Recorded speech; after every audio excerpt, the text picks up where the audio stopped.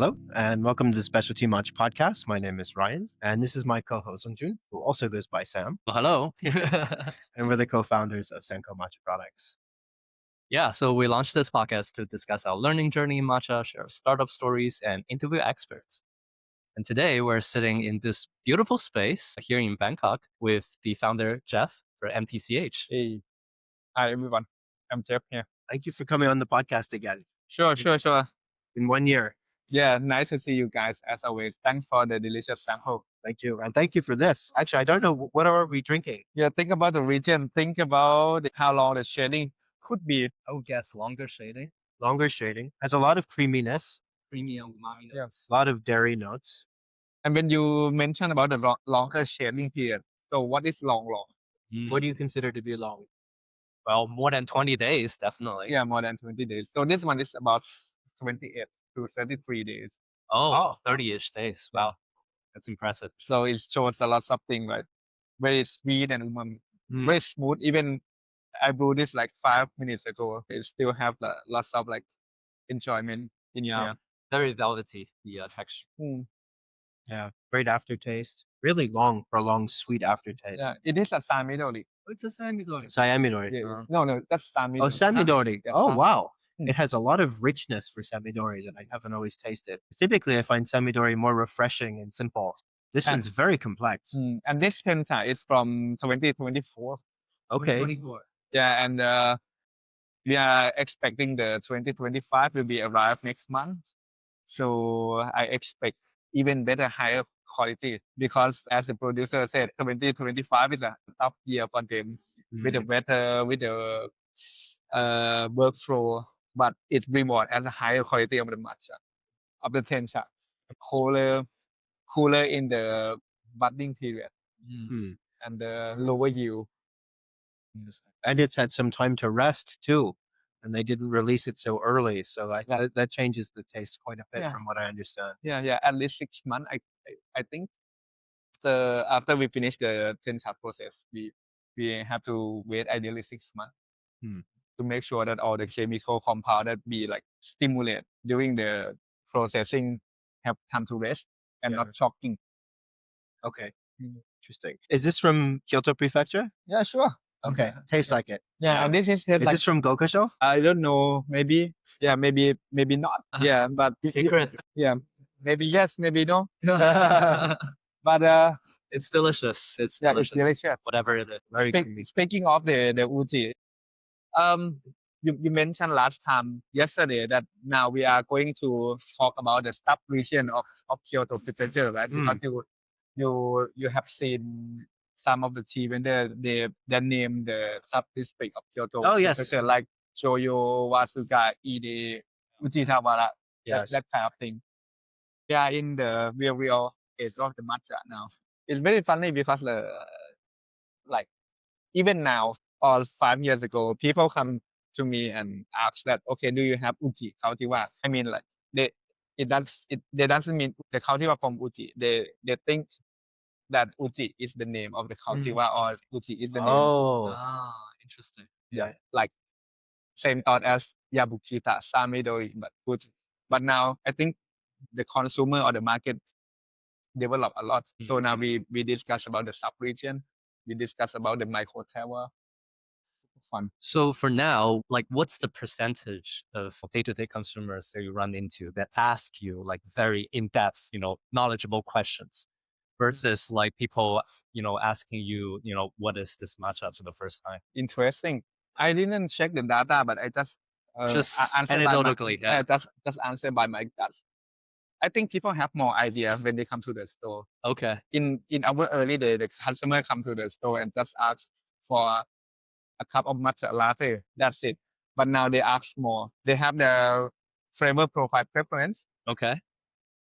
They don't like the umami, or sometimes they consider the color like the aroma like dark green. Dark green is called seaweed, but actually it is not. But at least they have some preference in their mind, or they know the famous name like they know Yame.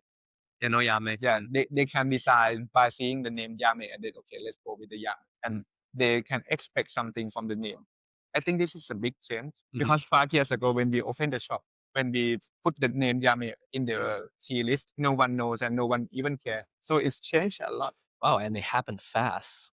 Just a couple of years, you end couple. up with a very experienced group of consumers Yeah. asking you very in-depth questions. Yeah. Sometimes when we mention about the current matcha boom, most of the time we blame the social media that make the market so bad, right? The market get exaggerated, get crazy with the matcha boom. But at the same time, it educates people a lot. Otherwise, if you don't have this kind of this of boom or this kind of trend, it will stay as it is. Matcha is sort of green tea, maybe probably. Yeah, that what people think in general.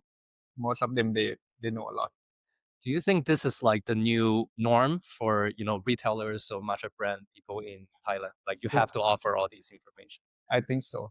Okay. You cannot do. I think they cannot do the matcha retail without knowing this information anymore. Okay.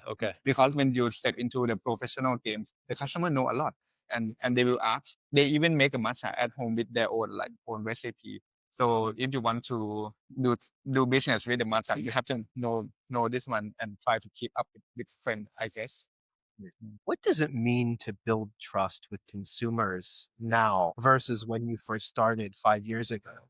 Like I'm sure transparency is a huge part of that.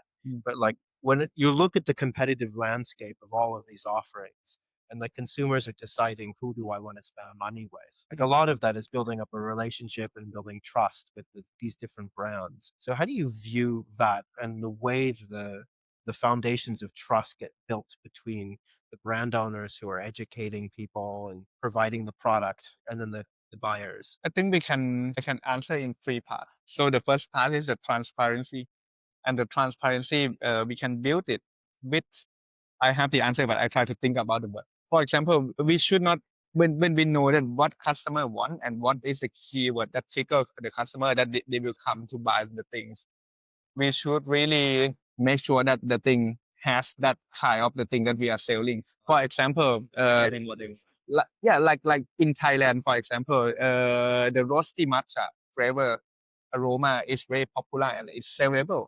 Like the matcha from Hoshino-Seicha or Yeah, I heard that's super popular here. yeah, it's really popular, and then we will have the terms nutty flavor. Hori-san just mentioned the nutty flavor is a very new thing for them Oh, interesting. days ago. But for example, when we would like to sell the word nutty flavor and we put this kind of description to any matcha, we have to make sure that this one has a really pronounced. Yeah. So otherwise you're not mismarketing.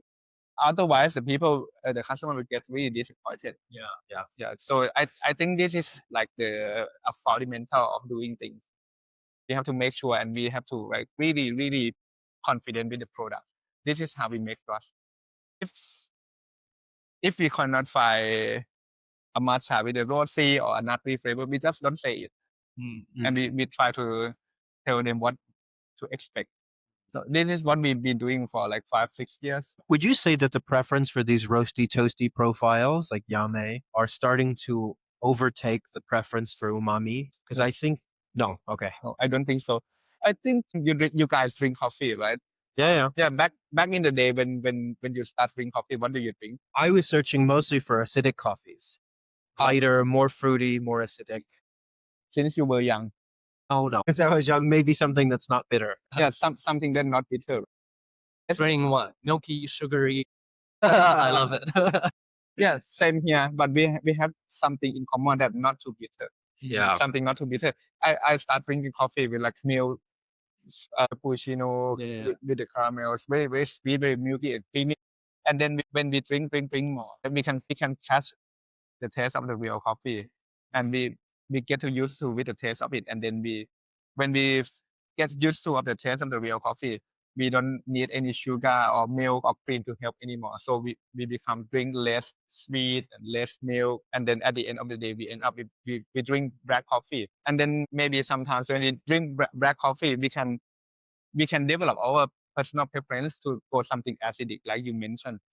I think this would happen the same with the matcha, because most of the people when they step into the matcha world, most of them they start with matcha ice cream, matcha latte with some little sugar, and they have no idea what is the umami is.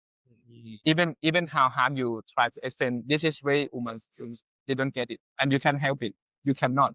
Yeah. You're just not ready for it. You haven't acquired the preference yet. Yeah, let them take time. Let them try to get used to with a good quality of the matcha, and they will know. Interesting. So one of the things that MTCH does that I think is so unusual compared to any other cafe I've ever been to is just the level of extraction theory that goes on. Even in the past 2 days, you've mentioned so many different brew methods. You asked me yesterday, do you want this to be very like expressive or more mellow? And you were going to completely control that by the brewing.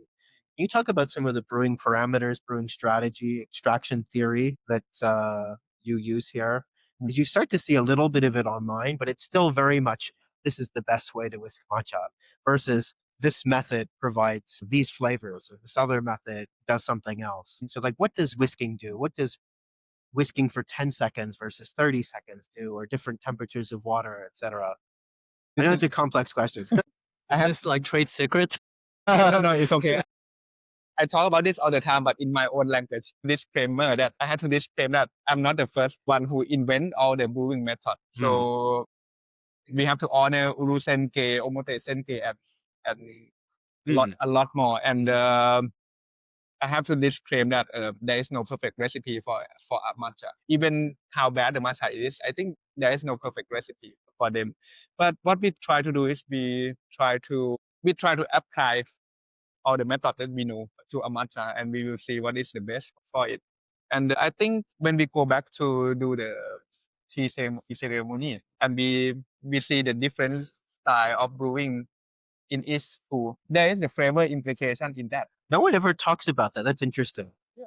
Zamoto Senke, there's not very much whisking. Yeah, I think all the information is already there, but we have, when it comes to the matcha, we have a kind of like beauty standard of how to make how to make a matcha properly by making a nice, beautiful foaming on the top, which is like maybe out of date thinking. At the moment. Interesting. Yeah. Yeah. Maybe That's this what I think. the taste is really nice, but it is not the only way. Right? And when we get rid of this kind of beauty standard, the truth is the taste is all here, and the foam on the top is reflect like 10-20% of the whole cup of the tea. So that's why we need to focus on the rest 70-80% down there. And when we don't have the beauty standard, the brewing the tea is a method of try to blend, not to dissolve, try to blend the tea with the liquid properly, as nice as we can get. And while we blend it, the extraction is occur during the mixing. We can say there are 3 stages of the extraction. So the most soluble part, and the middle soluble part, and the least soluble part. Okay. Which result in the flavor. When you think about the oiga flavor, you think about the green, fresh, sweet, some floral aroma come on the first stage. And when you talk about the most aroma or the lightly roasty, nori flavor, malty, vanilla is come in the second part. Okay.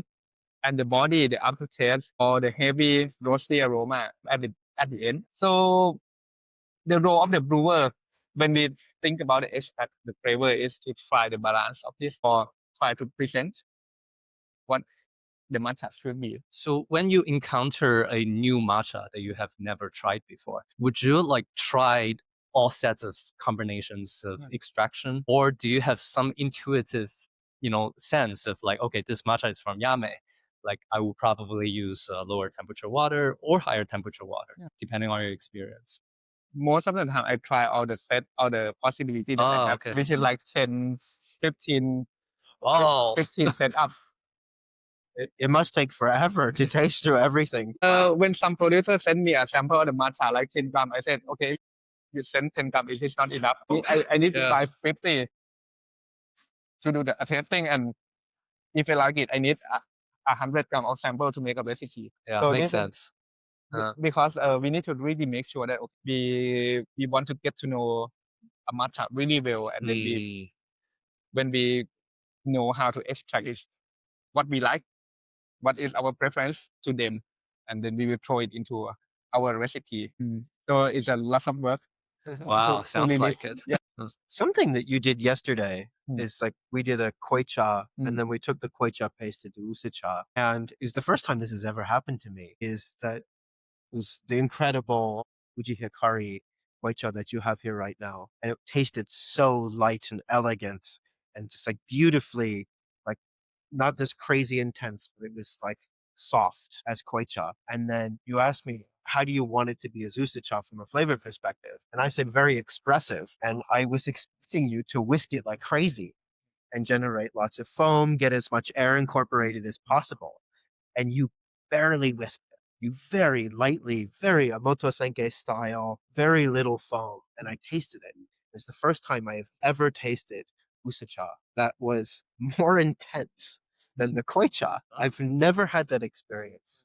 And I asked you why, and you gave such an interesting answer. I would love if you could share some of that extraction theory, because it just blew my mind. It changed my perspective. So for the first part, I think the concentration of the flavor come from a good ratio. Most of the ceremony practitioners, when they saw the leftover of the koi cha in the bowl, they will know what amount they should put on the water, right? Yeah. Yeah. And I just try to do the same, but I just do it with my calculator to make sure that I don't over pour it. Down to the milliliter. It was crazy. We have to go to the milliliter Milliliter. level because the tea is a small amount. Yeah. And the ratio that we make the koi cha is just 7.5. And then when we want to make it into like the usu cha is 1:30, right? So we have to really make sure that we are not miscalculated. Otherwise, I think it will be like wasted. So the ratio is very important. So check the leftover. When I make a finished cup of the koi cha, I weigh it on the scale to see how the total the weight of the bowl is. And then when he finished the koi cha, I weigh it again and I see what is the amount that removed from the bowl. That's insane pre-preparation. Like the fact that that's standard here is crazy. Like Yeah, and then I anticipating that. just add the amount. So that is the first part that we should not overlook. And the second part is the style of the air that we would like to input to the whisking. If I ask you and you think, okay, you get tired with the koi cha already, you need some safe home to go back. I would add more air and give you a fluffy feel. Okay. Yeah, to make sure that you go home safely. Okay. As it extracts more caffeine or more No. It's just about the air. just about the air. Yeah, just about the air to incorporate with the tea. Okay. But since you ask for something expensive, so that means you need for a second win. The air actually dilutes the intensity. Is that what you are trying to say? Change your mouthfeel. Change the mouthfeel. Yeah, it change the mouthfeel. You think about when you drink the cold pressed juice, there is like very less air in there, right? Just a concentrate fruit in the liquid.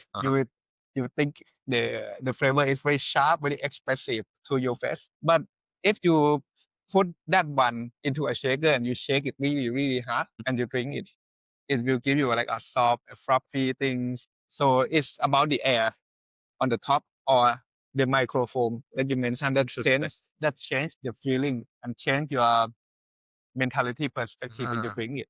So less air does make it taste more concentrate. That's No, interesting. it doesn't make it take less concentrate, but you will feel it a little bit You feel it better. blurry. Blurry. So there's a more definition, less foam. Yeah. Yeah. Okay. Yeah, Interesting. Interesting. And then the last part is the extraction. Yeah. So This yeah. is the crazy part that just it blew my mind. So when you ask something expressive, but the tea is already blue at the koi cha stage. This is really hard to explain, but in a single stroke, there are more tension on it. There's more tension. Yeah, it's about the grip of the wick. Okay. Yeah, grip harder, but do it slower. Okay. Yeah. Oh, interesting. Yeah. Like more control, more intention, more. Okay. Yeah. And then the tea will be extract So the first extraction is the koicha, right? And when it become the usucha, it is a second extraction. So we have to really make sure that we are not extract too much and bring out the bitterness and the tannin, or chill the sweet and the umami flavor. So we Interesting. need to really focus and control the extraction. So it has already been extracted the first time Yeah. when it was in It's a Koicha. second brew. It's a second it's a brew second base. brew. Interesting. You're Ah. like literally, it's like fractional brewing, like in Gongfu cha. Mm. You do a Taiwanese oolong, right? First and second brew taste totally different. Yeah. And you don't want the like in Gongfu, you don't want the water to hit the tea too harshly, so that you kind of extracting all the burned or charcoal roasted Yeah. smokiness from the tea. Yeah, that kind of thing. Because the Ah. agitation helps with the extraction too. Ah, interesting. We can learn a lot from making a cup of koicha. So that's why it takes like 8 years for the three practitioner to True. to, Yeah. to set the Because koicha. beginners don't do koicha. Yeah. Yeah. Huh, it's fascinating. Yeah. Yeah. I'm still learning a lot. So there are like a great people out there that I really want to learn from them. When you are developing all these new methodologies, where do you usually take inspiration from? You talking about like these mentors, great people, like are they like individuals, or do you like read from literatures? Like how do you like take inspirations? Talking doesn't help sometimes. It doesn't help. Yeah, it doesn't help. Like we can talk and we can have some idea, but I think sometimes when we just hear the story of how delicious it is, it doesn't make sense until you taste it. Until you taste Yeah, it. I did a lot of practice. Yeah, Mm. I have to tell you that I did a lot of practice, and this uji hikari is the first time that we serve the koicha in the store for my whole career. Oh, wow. Yes. Wait, really? Yeah. So this is the first time that we put the koicha on the menu. Oh, Yeah, since we opened in 2019, wow. That's crazy. there will never be a koicha on the menu or any offering, just for fun to give to some friends. Okay. But we never put it in the menu. So I practiced really, really hard. Oh, Are you finally comfortable enough? Not enough. Still not enough. Yeah, I'm still learning. Yeah, I still do a lot of mistakes. We're still part of the experiment. Yeah, I guess. That's why I didn't charge so high for you see the price list, and you have a question on the price list, that why you charge at this price. Yeah, I didn't charge so high. yeah. Oh, the price was insane. I Yeah, can't yeah. believe that. I mean, if there's something that is a statement that embodies matcha for everyone, Yeah. it's the accessibility of the price point of Yeah. this Yeah, of that tea. we charge 20 USD for a cup of triple award winning competition grade koicha. Yeah, I mean So- that's crazy. I mean that tea usually sells for in the States maybe $250 for 20 grams, and here you have an expert preparing it across all the MTCH locations. Yep. It's prepared for you. That's crazy. The price tag could be a problem. When for example that one is 600 baht in Thai, right? So which is like 20 USD. Some people would sell it in like 60 USD. Mm. But if we put that price tag, I think it has less chance for this tea to be selected Mm. by the customer. If we have less chance to do it, we have less chance to learn the feedback. Oh, that's interesting. Yeah. Hmm. So it's to encourage more people to get it, just to create that feedback loop of Yeah. how consumers like it, how they find it, and You see on the back of the label of the tea, right? We put the name of the brewer. Yeah. there. We just want to make sure that the brewer of the cup of the tea have to responsive to what the customer think. They need to come and check their feedback. Is everything okay, or any room to improve? Interesting. What are the feedback so far for this tea? Yeah, most of them are very happy. They like it. Some of them they expect the tea will be like very extremely funky, like fresh, oiga, pungent to the face. But this tea is a little bit something very elegant, very real round and complex. So I think is this a type that the tea should be to win the competition? I would love to try. Sure. We can have it later. Yes. It's the price it was crazy, and the Mm. quality and the whole experience. Yeah, since the day one that we have created the concept in here, I think all the people should have a good, easy access to the matcha. Yeah, I think that's so important that people have good reference samples. They know what they're buying is from the place that it says on the menu, from the cultivar that it's supposed to be, and that then they can taste that and it's at an accessible price point. Because how else do you learn as a consumer? That's Yeah, so powerful. exactly. And I think this is really the true foundation and the fertile soil for a specialty movement. Otherwise, this will really just turn into a luxury niche, like Yeah. only the very few people can enjoy. When we go to Kyoto or when we go to Uji, like some famous shop, maybe we need to be in a line for half or 1 hour to get in, right? Yeah. And most of the time when people be there, they try to they wait for a long time and they expect a lot. So that's why sometimes they try to order kueh cha. Okay. Okay. So which is probably 200 yens, I guess. Okay. 2,000 yens. Yeah, 2000. Sorry. Yeah. 2,000 yens, I guess. People can enjoy it or maybe not. But I think when people spend long time to wait and spend a high amount of the money, Yeah. there should be some kind of like explanation. Yes. Yeah. Or at least they should have some idea what they are drinking and what is how does it in par with the other range of the product. Oh yeah. Yeah. Yeah, So versus just saying it's Hatsumokashi or something where you don't learn anything about yeah. it. So they will have more idea to explore more. Yeah. It's interesting that that hasn't caught on in Japan more. Mm. Because in Japan, all the traditionally blended products, you don't learn anything about the product. Like you Yeah. have to be told this is good. But when you read this card for the Uji Hikari, the award-winning one, you are literally told why it's good in objective terms. Mm. The exact number of days it was shaded, the fact that it was hand sorted, the fact that it was hand picked, and the fact that it comes from like a very specific sub-region. You can learn with that consumption. So I think this is a kind of like cultural difference between in Japan and outside of Japan. But in the past, I think there is no problem with this because in Japan they have a trust system. The thing with a higher price tag is the thing that costs more, best value, higher the quality, and the seller have their like their honor, and the customer have their trust. So that's why when they paid for something like 4,000 yen for a 20 grams of the matcha, there should be no problem.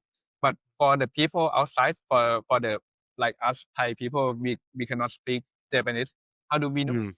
Yeah. So that's why we need extra information. And I think most of the people now in the industry doing a very good job. Yeah. How do you see the whole landscape in Thailand? Like if you look at the competitive landscape, even since I first was focusing on matcha here 3 years ago, it's changed like crazy. I just was at one of the malls here in Bangkok. Mhm. There were maybe 15 vendors and everyone was selling single cultivar, single origin. They're being very specific, not just saying Uji matcha, but like Joyo, for example. I just had a conversation with someone. He had a tasting reference sample of 6 months aged tencha, 1.5 year, 2.5 year, all fresh milk. And he was telling me about the taste differences. Like, I feel like this conversation, one, you wouldn't have it anywhere else in the world. And two, you wouldn't have it maybe 3 years ago here in Thailand. So like, how has it changed from like a small business landscape? Because it seems like so many people are entering the game and the standards are changing. And it feels like the standards for specialty matcha are being set in Bangkok. And I really felt that yesterday because it feels like everyone has the same playbook. So then how does everyone differentiate from themselves? Or is this market just so large it can support everybody? I believe the market is so large. Yeah, we have. Let me think. I can answer in many parts. But first of all, I think we have to thanks to the customer in Thailand. When Thai people saw any trend, they respond to the trend very hard. How to say? Passionately. Yeah, Aggressively. yeah, aggressively, passionately, and that's drive the vendor or the seller or the retailer to do more. Otherwise, they cannot differentiate themselves. So they need to study more. They need to go back. I think in one day, in a single day in Uji, there are like many Thai vendor or Thai customer, they come to Uji and they try to learn more and more. And when they know something interesting, they try to apply by their business or they try to apply with their communication. It's true. We ran Yeah. into so many Thai people in Wuchi. Yes, we did. A little crazy. And I think this is how we became a hub of the matcha. I think the hub. Yeah, we are like a matcha capital, I guess. Yeah. I can see it clearly when I am here in the store, and every day we experience the customer from overseas come to our shops, ask about what we are doing here, why we select this matcha to this menu, and why it's not that matcha. Or lots of people ask for to do the franchise. Okay. I'm sure. So I think in Bangkok it got to be something interesting. Honestly, the chances of you learning more about matcha in Bangkok is higher than you can do in Japan, I feel like nowadays. Unless you're going directly to a producer farm. Or unless you can speak Japanese. Yeah. And sometimes when we think about, one of the producer told me that in the past, the matcha grower should not be invisible. That's an interesting mindset. They just should be invisible because their role is just grow the tea and sell the tea to someone who got commission. Interesting. So they just try to be invisible and try to do their best. So they cannot get blamed if they send the shitty quality shitty quality tencha to the tea shop. Cannot be blamed. Yeah, so they cannot be blamed. Yeah, so they just try to do quietly and get some money.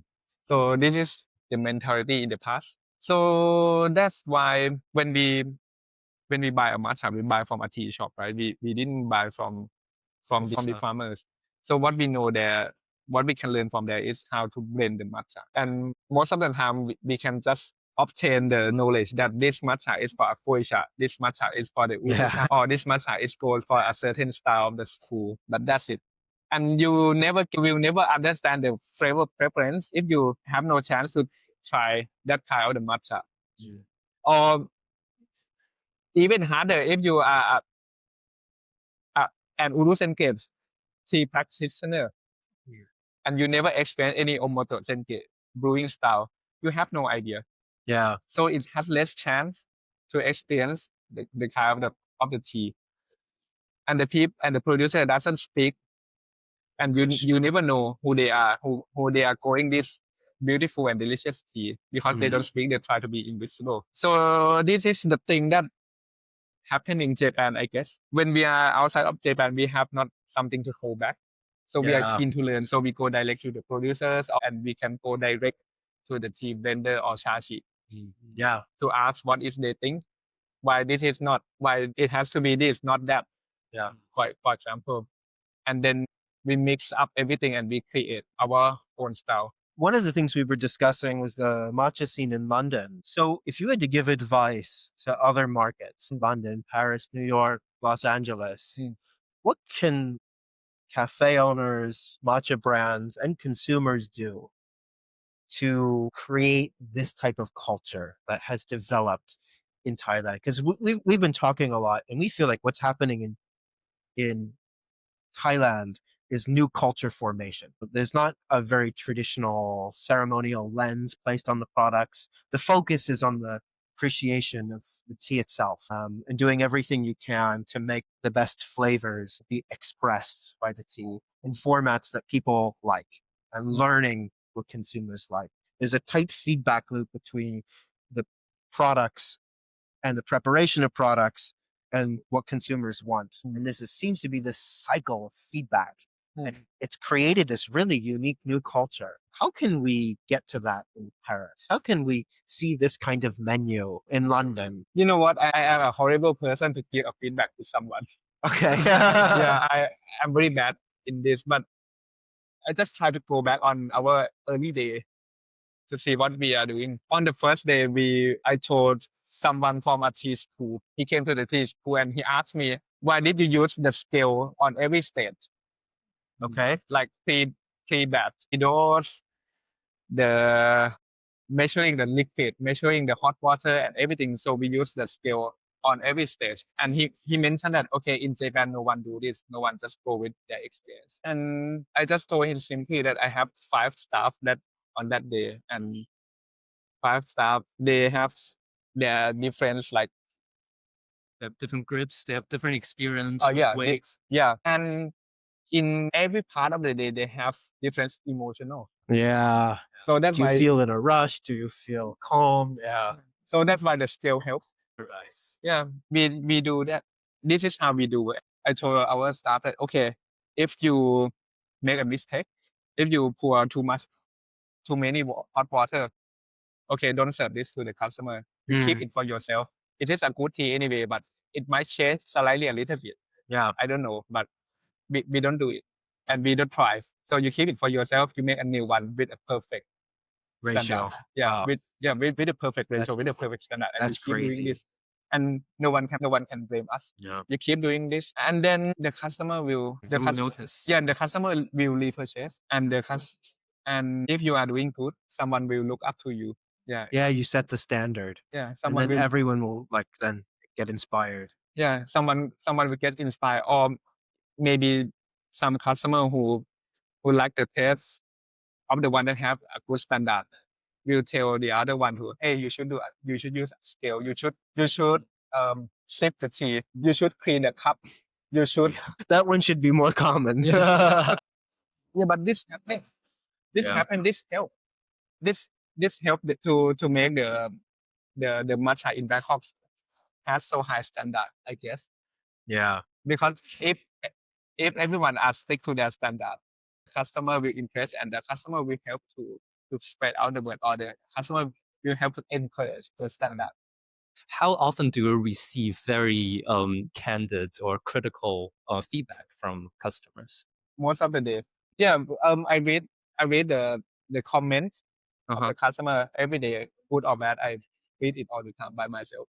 Do they like leave comments on like Google Map, or do they tell? Yeah, you see this gentleman. They will bring the drink to the customer, and the customer will leave the feedback on it.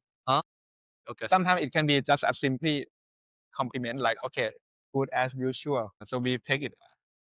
We take it, or sometimes it can be a complaint. Okay, the tea get a little bit oxidized by the distance of the delivery. Oh wow. So we take that comment. Interesting. We have, I think, the most important thing is by doing the matcha cafe here, or the matcha business here. As a fundamental, I am a tea lover, and you guys are a tea lover. So we are not like 100% this entrepreneur, right? We are still a tea lover. So Yeah. so we think about the customer to make sure that they will get something that they will be happy. And if you think like that, we will try to do the best to deliver. Interesting. I guess the customer base really matters too, because in some cultures, customers are generally not that candid. They don't give like feedbacks that often, which I think is really a shortcoming for a lot of business. But if the customer doesn't give the feedback, you have to really sure that you are doing what you are trying to do. There are some feed. For example, when I have a feedback that okay, this tastes not good enough, I will make that menu and bring it.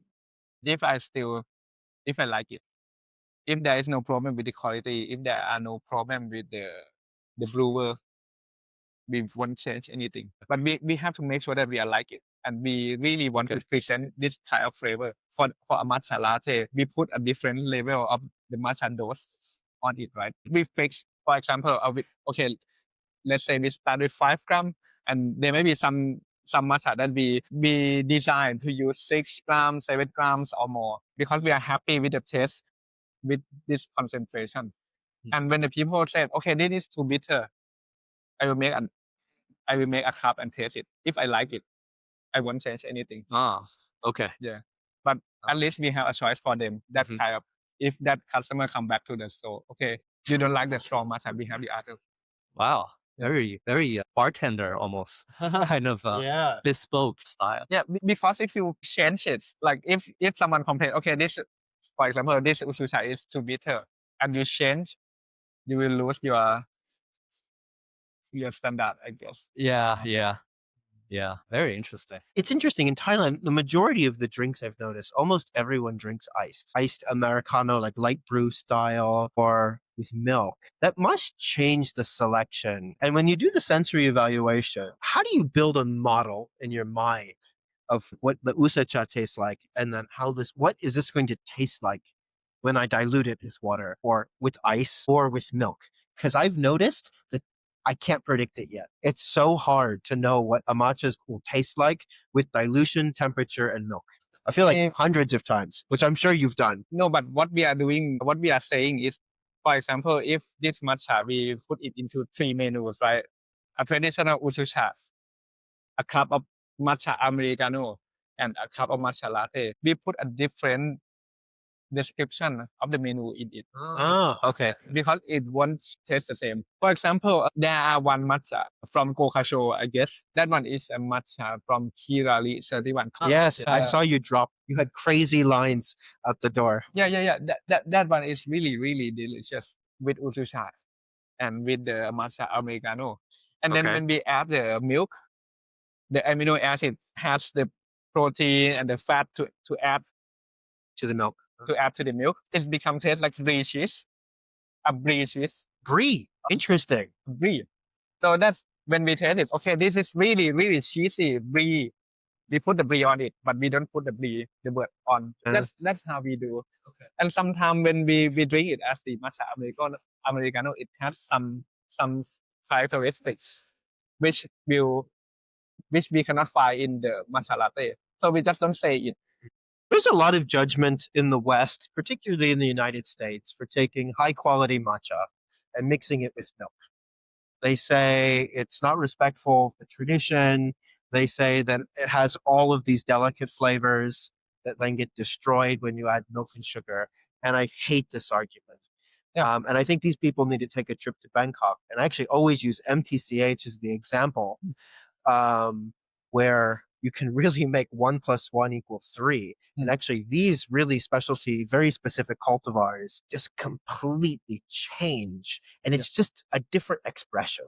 It is just as valid and just as good than if you make it the traditional way or the right way. Even for like the traditional way, if you go to Wuji nowadays, like for example, Hori-Shichimeyan, they have their tencha or matcha blend specifically designed to be blended with milk. Like the Japanese are doing it too. Yeah, I think that's how we adapt to the world, I guess.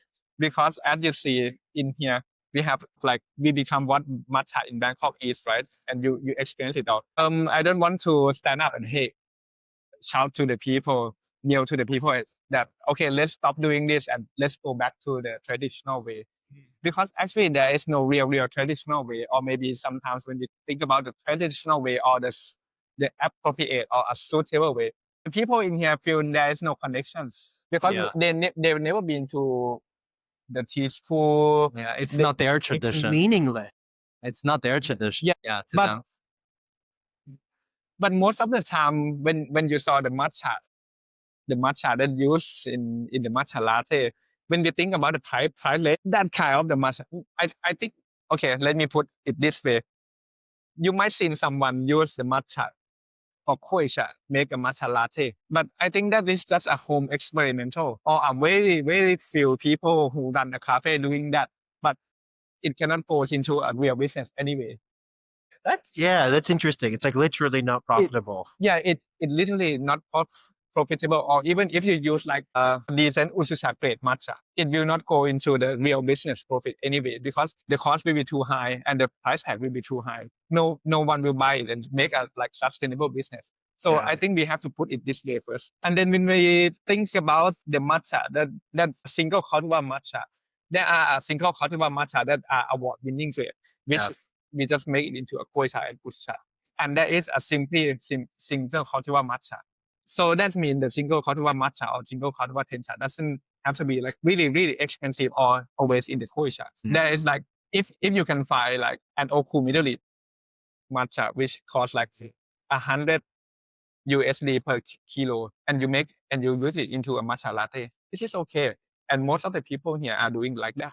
Yeah. So this is the real thing. And when you apply, and when you think about the quality of this Oku Middle East, 3,000 baht per kg, $100 per kg, equivalent to a Keiko grade matcha anyway.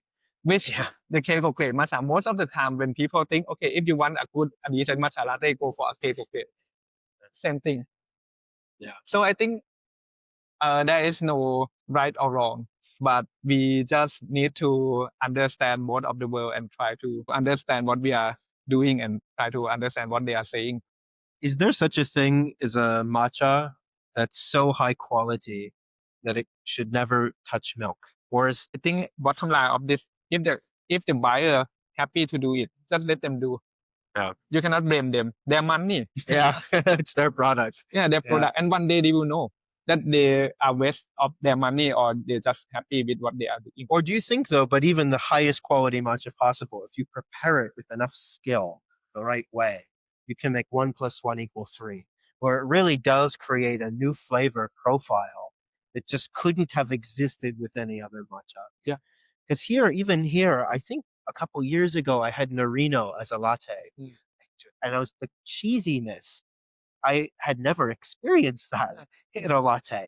Just a new flavor. Because a lot of people would be very upset even mixing Norino with milk because it's a rare, nice, high-end cultivar. Yeah. But it really just creates something. When that high umami hits milk, it's a flavor that just doesn't exist otherwise. Depends on the milk too, right? Like Yeah. all milks are not Depends on created. everything, but I think it's their own choice. Okay, 3 months ago we did a workshop. No, not a workshop. We did an experience, a tasting experience with the fresh made ice cream. We sell a ticket for the ice cream experience, a fresh made gelato. So we do a tea and gelato pairing with many things. Sounds great. And the main course of that one is a freshly made premium Narino. Oh, I can tell you. Premium Norino, the hand-sorted one. Yeah, the hand sorted. The gold can. wow, the yeah, gold can. the gold can. But what we do, we took the ice cream blender here. We add some mixture, and then we just pour 2 cans of premium Narino in there Wow. and make a fresh meal. Wow. And make a fresh made gelato Mm. in front of the guests. Oh, like there in real time. In real time. What did it taste like? Crazy. And can you expect that the taste like the capsicum from the premium Narino? Super green, super fresh, umami, high omega. You can think about like when you drink like Syrah, Cabernet Sauvignon, and you feel Oh. something a little bit of capsicum, but it's very present. It's very enjoyable. I made the koi cha out of the premium Narino many times. I never experienced this kind of flavor. So I think this is It only came with with the it milk. and the frozenness and the temperature. Interesting. So you get to see and dimensionalize that tea in a new way. and people are happy. And do you think the farmers, from our experience, they actually pass no judgment when we talk about this sort of thing when we're in Japan? So like, if you were to go back to the producer, do you think that they mind how their tea is being used?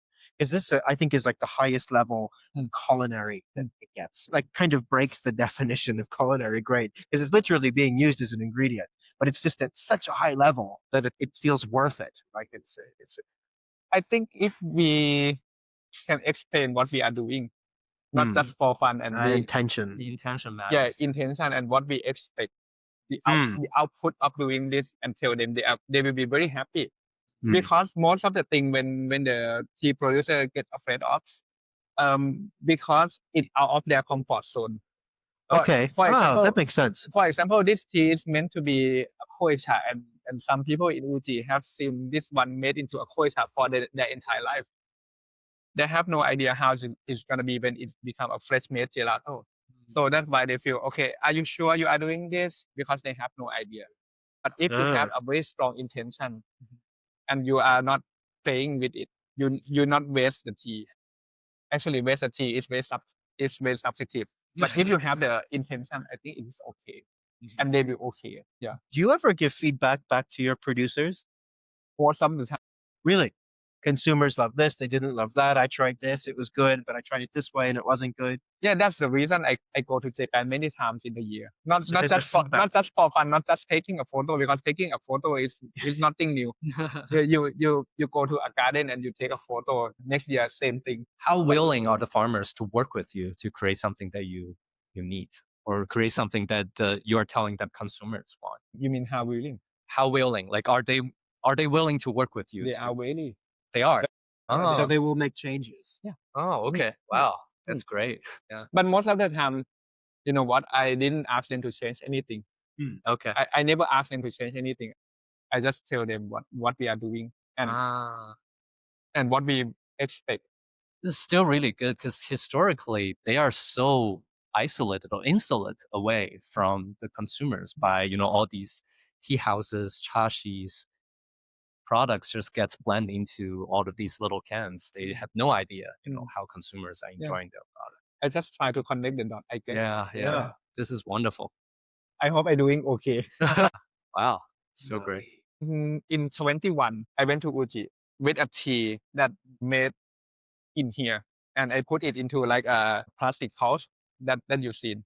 Yeah. Okay. And I bring this matcha latte that made in Thailand by their powder Interesting. to them to test. Okay. Wow. To them to test, and we sit and okay, please try what we are doing here in Thailand. They drink. Oh, this is a very strong matcha latte. And I asked him again, what do you think about this? He said the flavor of the tea is very pronounced. It is like drinking an uzusha. Oh. But this is a matcha latte. Wow. So I think, I'm not sure he liked it or not, but I think when he can feel the taste of his matcha in a matcha latte form, which is like something that people not try to encourage. Yeah, because usually it's just so diluted in milk you can't taste anything. Yeah. It's almost a color. It's too expressive enough. But when the producer said by himself, I think it is now. That's great. Yeah. The And producer of this matcha actually. Oh, really? That's really encouraging to hear. And is it mostly just about the ratios? Like you have the right extraction method for the matcha base, and then you're just not adding too much milk. So, because everything here is relatively concentrated, so you can actually taste the tea. But other than that, are there any other best practices to really express the taste of the tea? What is the question again? Wait, in milk. Yeah. So when you mix it with milk, other than having a very concentrated beverage, where maybe it's 150 milliliters and very well extracted tea, are there any things the brewer can do to make sure that you're expressing the tea? Because a lot of lattes are very not expressive. Also depends on the milk too, I guess. Like how do you select the milk? Yeah, that is the first part. But when we open a cafe, we only have one milk, so we don't have to care much about the variation of the milk. The brewing method can help.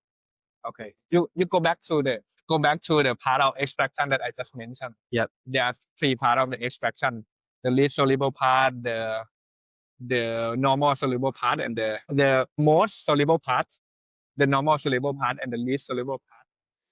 Sometimes when you find some matcha that has content of the thing like hika or the thing like the least soluble part, and you want to extract it, maybe you mix it by the hand, it's not enough.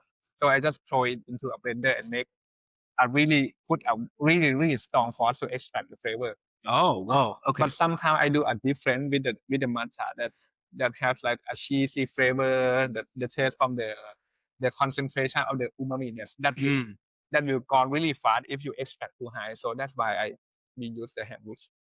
Oh, so you whisk it less if it's more umami, so you don't over extract the amino acids, which then tastes super cheesy in milk, which makes sense because cheesy is like really high protein content. Yeah. That's interesting. But you have to remember that this is very sophisticated. But you have to remember that when you mention that you whisk it gently, you have to make sure that the smoothness, the mouthfeel is okay. Otherwise, your matcha latte will be like a clumpy, a dusty. Yeah. And it's a cup of no good thing. Yeah. Wow. Interesting. Or sometimes when you extract really, really hard on the matcha latte, you don't extract the taste of the matcha softly. You extract the taste of the milk too. And sometimes you extract when you extract the taste and the aroma of the milk so hard, it's overpower the matcha. Yeah, I've noticed that in a lot of milk. It's just like the milk overshines it. We taste a lot of things in latte in our milling experiments, and Zongjun says that tastes like Oatly. Sometimes it's not about the ratio. It's about the extraction of the milk too. Wow, crazy. There are different recipes for how long you whisk too. Brewing time also. Yeah, we always do the stop clock. Okay. What's the range? What's the shortest whisking time and the longest whisking time? We have 30 seconds to 90 seconds. 30 to 90 seconds. Wow. 90 seconds. Wow. Is that for like really deep, rich, high hika tea? to extract all the layers? Yeah, it depends, but we use like a Nice. different parameter to do a matcha latte. It's like a gin fizz Ramos. But it's really worth for trying. Interesting. Yeah, we need to do more experiments on this because no one talks about these levels of extraction theory. So- You can try by yourself. You have one matcha, and with milk, you put the same amount of matcha and same amount of the milk, and you whisk it short, medium, and longer, and you see. Do you whisk with the milk? Just You milk. whisk Yeah. with oh, with the milk. Yeah, With the milk. Yeah, in here we have a specific style. We call it cold whisk latte. Oh. So we just add a milk into a matcha powder. Oh, Interesting. Yeah. Because So- outside of Thailand, people usually whisk a kwai cha and then dump it directly into it and or mix it out. I don't like it, and it's become a market standard here. In Mhm. here, when you go to a tea market, a tea fair, you will see all the yeah, all I the saw people- everywhere. Interesting. You will find a creaminess, a milkiness of the cup at the first place, because when you consider two cups of matcha latte, the one contain like 150 mils of milk, and the second one contain 50 mils of water. Yeah, a lot of dilution. Yeah, that's the dilution. How do you? But you're cold brewing it though. Don't you miss out on some of the aromatic profiles, or is that intentional for the matcha that you select for this application? When we do the cold brew, we intentionally present the aroma or the taste from the least soluble part, From the least soluble part. the chocolatey. So you just The- whisk the- vigorously for a long time. No, we need a time. Mm. We make a matcha latte and we leave it for like 3 hours before serving. Oh, it's pre-made. Yeah, that Okay. is a cold brew concept, because you have to make sure that the tea is extract themselves with Yeah. time. Because the tea is not like coffee. When you drink a filter coffee, you filter everything and you just drink the water that you filter everything, right? Oh, But the tea for the matcha is floating, and all the time that they are floating, it's still extract themselves. yeah, slowly. Yeah.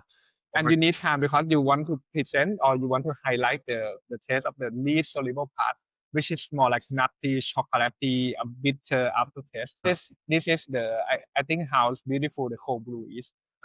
So it just takes 3 hours to extract all of that. We, Wow. we That's interesting. yeah we did an experiment of the cold brew matcha and the cold brew matcha latte, and we also host a workshop for a customer. So we have a set of a cold brew matcha.